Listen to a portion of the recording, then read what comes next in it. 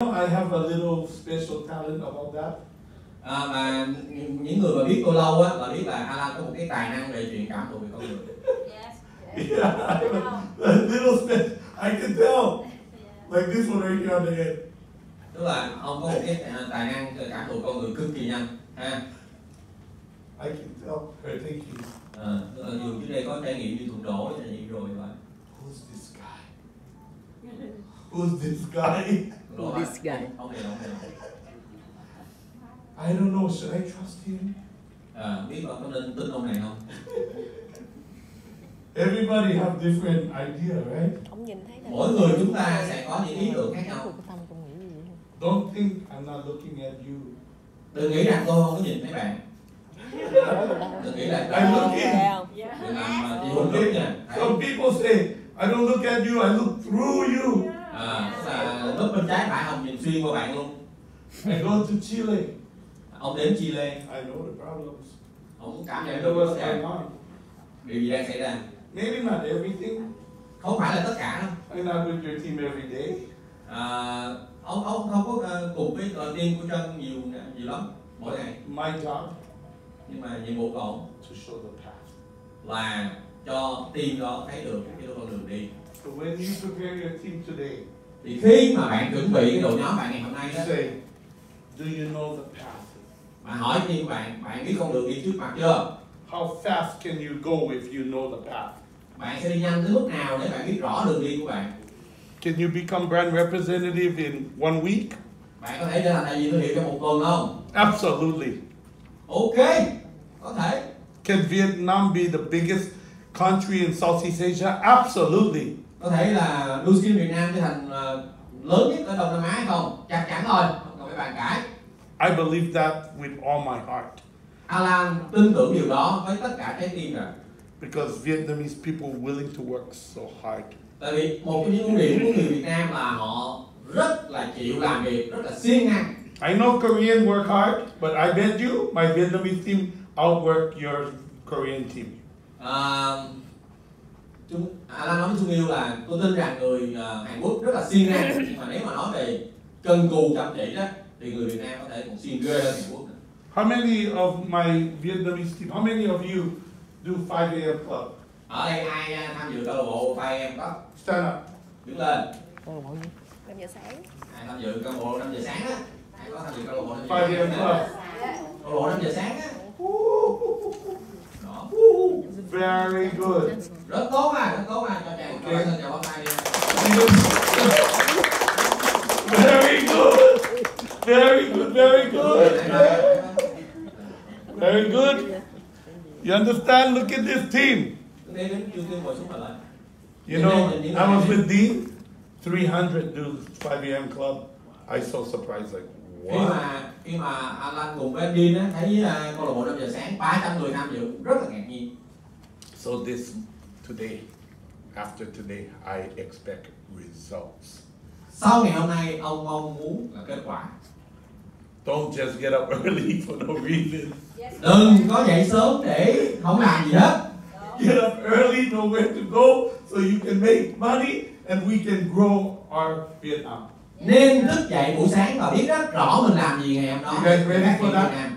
Bạn sẵn sàng điều đó chưa? Alright, yeah. We can have a team.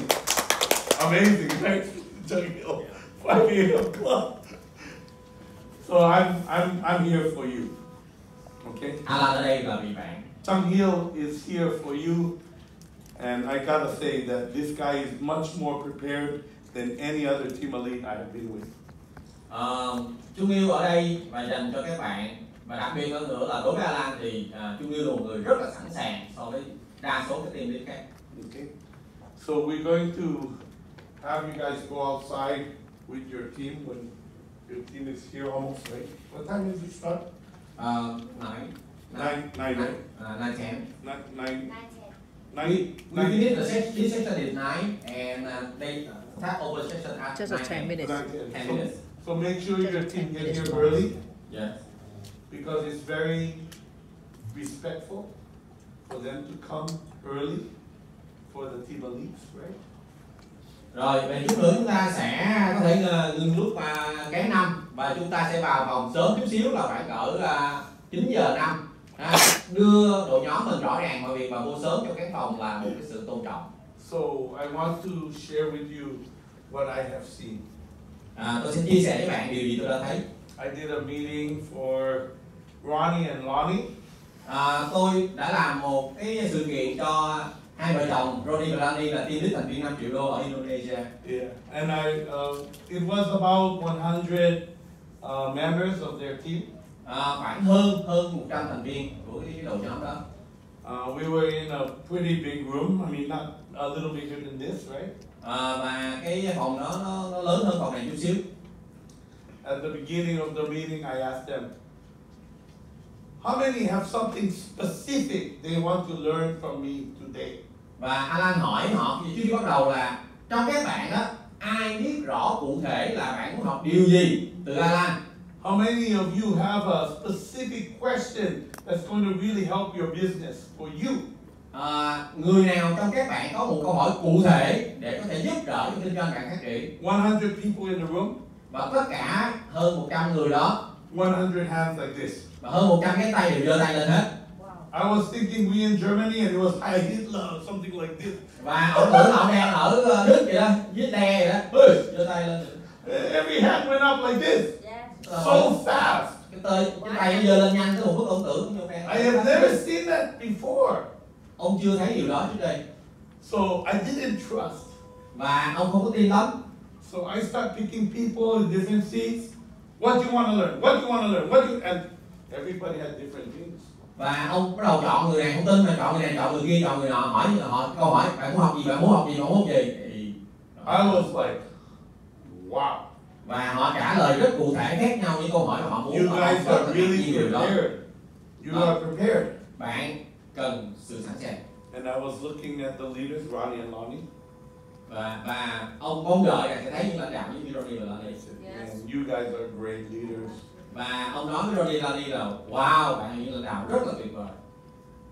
They went from 10% of Indonesia at the time I met them to 90% of Indonesia.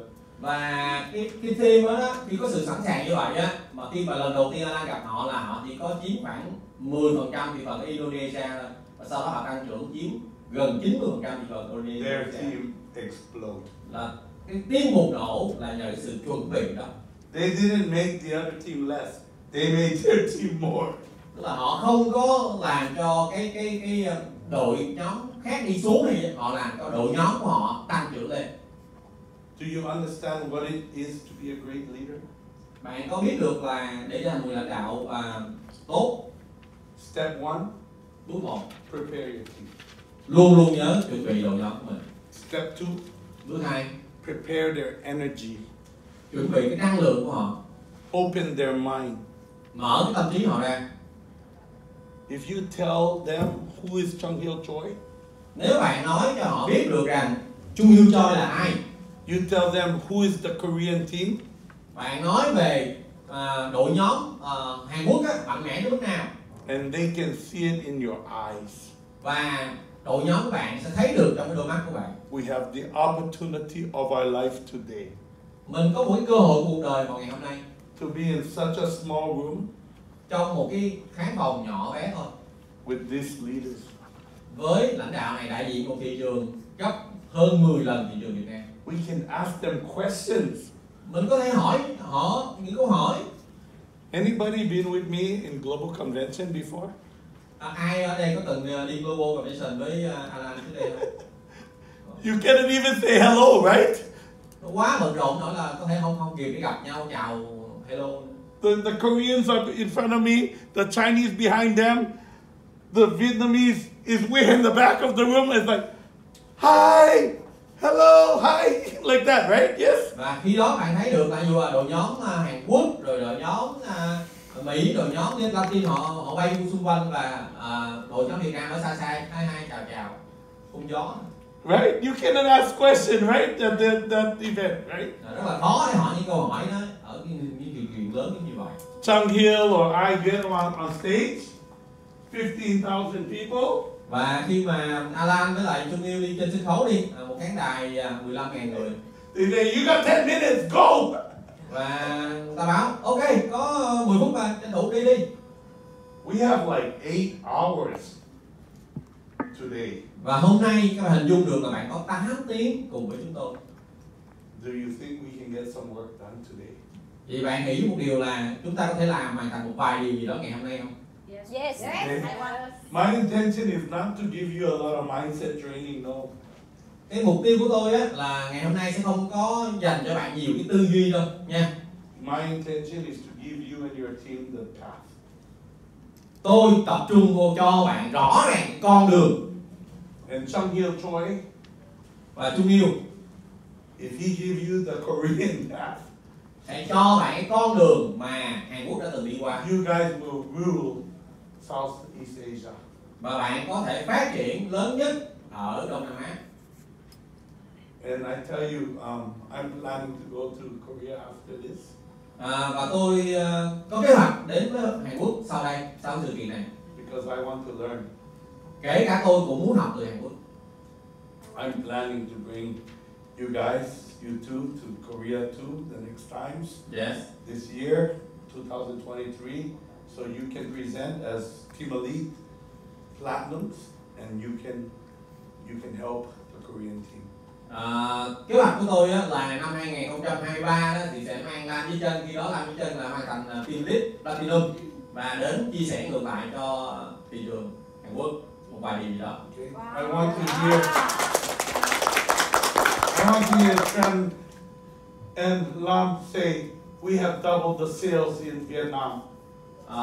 Tôi muốn Lam Chí Chân nói điều là chúng tôi sẽ gấp đôi cái doanh số Việt Nam hiện nay. They need all of your help to do that. Và chúng ta sẽ làm việc với một đội nhóm vì họ cần tất cả các bạn cùng làm.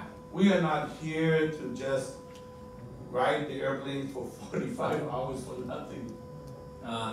Alan với Trung Yêu không ở đây để bay hơn 45 tiếng á, chỉ để không có làm gì cả. We're not here to spend thousands and thousands of dollars of our own money for nothing. Không phải để tạo tốn cả hàng ngàn đô để không làm gì cả. We are here to move Vietnam. Ở đây là để cho giúp Việt Nam chuyển động. You hear my intention? Nghe được cái sự chú ý của ông đúng không ạ?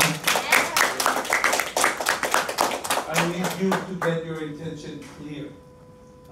Ông muốn bạn cái sự chú ý của bạn phải rõ ràng. Your team needs to know by the end of today what it is that they must do. Team của bạn phải biết rất rõ điều họ cần làm là cái gì sau ngày hôm nay. They must see the path clearly. Họ phải thấy rất rõ con đường đi đến thành công của họ. And when you go to lunch with them, Khi đi ăn trưa với họ, you make sure they know. bạn phải chắc chắn nha, phải chắc chắn thành viên của bạn là biết rõ con đường rồi nha. And if you need to correct them a little, correct them. Và nếu như bạn cần phải điều chỉnh họ khi họ chưa rõ ràng lắm thì cũng phải điều chỉnh cho họ. You know, watch them. Nhìn họ, Watch their face as they come in. nhìn gương mặt của họ, Watch their face as they leave for lunch. nhìn gương mặt của họ khi họ bước vào khán phòng và nhìn gương mặt của họ khi họ rời đi ăn trưa. You know when they're confused. Và bạn sẽ rõ ràng luôn là họ có bối rối hay không. Sometimes they need chiropractic. Chiropractic. Tức là đôi khi họ phải điều chỉnh cái cổ á, cái định hướng á. I gave your team a little chiropractic yesterday at lunch, right? Tức là cần ngoài điều chỉnh á, điều chỉnh xương cốt giống như vậy đó, điều chỉnh cái thái độ đó thì hôm qua là ông chỉnh cho cái team của giờ như là Sometimes they need a hug. đôi khi họ cần một cái ôm thôi. Sometimes they need a kick in the butt. Và đôi khi họ cần phải đá vô mông của họ. Okay, you understand that? Yes. We're Nó not cùng đại here diện cho cùng yêu thương. to waste their time. Mình không tốn thời gian của họ. We're here to make something happen in their life. Mình ở đây là để làm một điều gì đó khác cho cái cuộc sống của họ. Okay, you understand that? Bạn hiểu điều đó đúng không ạ? So I want you guys to go outside, go talk with your team, circle up. What do they want to learn today? What must they learn? You guys know them so well. You know how they are acting. Và Alan mong muốn các bạn bước ra ngoài vòng tròn lại với những người trong nhóm của mình, chuẩn bị cho họ điều gì bạn phải học ngày hôm nay để cho thành công của bạn. You know what is confusing them.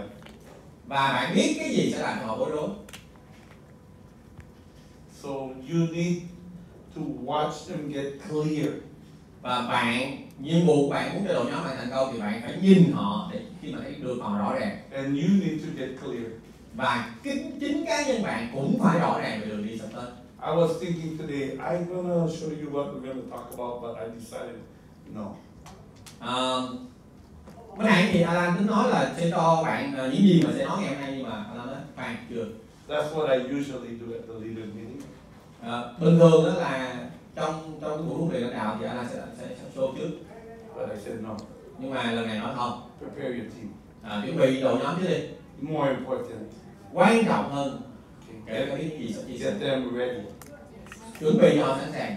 Tell them to put away their telephone. Dặn họ là bỏ phone qua một bên. Tell them to get ready with note paper. Chuẩn bị sẵn sàng nếu mà không có giấy tờ để viết. But open their mind.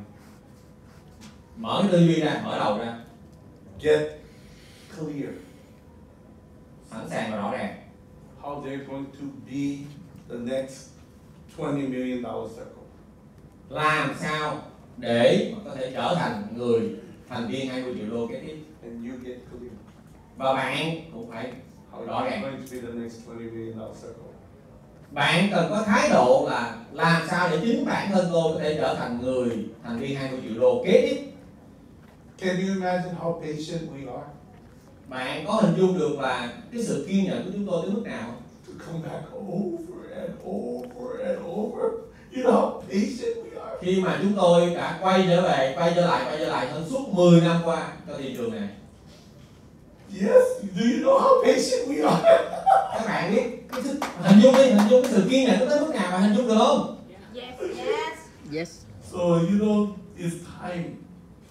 Đây là It's time. thời điểm đến rồi.